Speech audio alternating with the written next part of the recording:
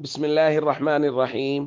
عن عائشة رضي الله تعالى عنها قالت قال رسول الله صلى الله تعالى عليه وسلم إن العبد إذا اعترف ثم تاب تاب الله عليه. رواہ البخاری. نبی کریم صلی اللہ علیہ وسلم نے ارشاد فرمایا، بے شک بندہ جب گناہوں کا اعتراف کرتے ہوئے توبہ کرتا ہے تو اللہ رب العزت اس کی توبہ کو ضرور قبول فرما لیتے ہیں۔ دوستو، رمضان المبارک کا دوسرا عشرہ، جس کو بعض روایات میں عشرہ مغفرت کہا گیا ہے، گو کہ وہ روایت سند کے اعتبار سے کمزور ہے، لیکن محدثین نے اس روایت کو فضائل کے باب میں قبول کیا ہے، بہت سارے محدثین نے فضائل کے باب میں اس حدیث کو ذکر فرمایا، تو اس عشرہ کو عشرہ مغفرت کہا گیا ہے۔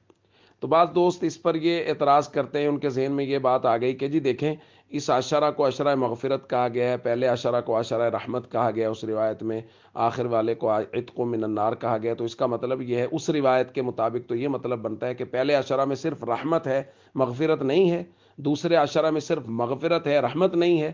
تو بھائی یہ مطلب غلط سمجھا ہے کچھ دوستوں نے۔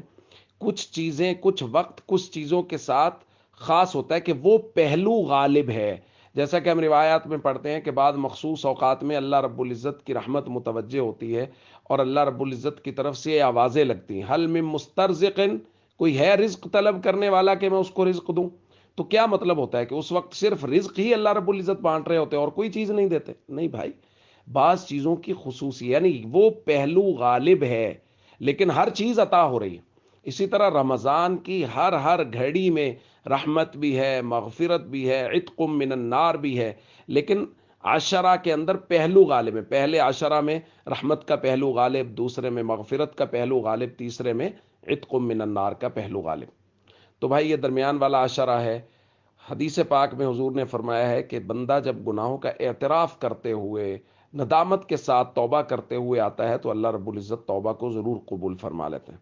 تو ہم سب کو ندامت کے ساتھ اللہ کے دربار میں اپنے گناہوں کی معافی مانگنی چاہیے، اور خاص طور پہ ہم سب کو اجتماعی طور پہ فرض نماز کے ترک کرنے کا جو گناہ پوری امت اس گناہ میں شامل ہے اور اس گناہ کو کیا جا رہا ہے، ہم سب کو اجتماعی طور پہ توبہ کرنی چاہیے، اور ہم لوگ اس بات کا عزم کریں کہ ہم خود بھی کبھی فرض نماز نہیں چھوڑیں گے، اور ہم دوستوں کو بھی اس بات کی دعوت دیں گے کہ کوئی بھی دوست ہمارا جو ہے وہ فرض نماز کو ترک نہ کرے۔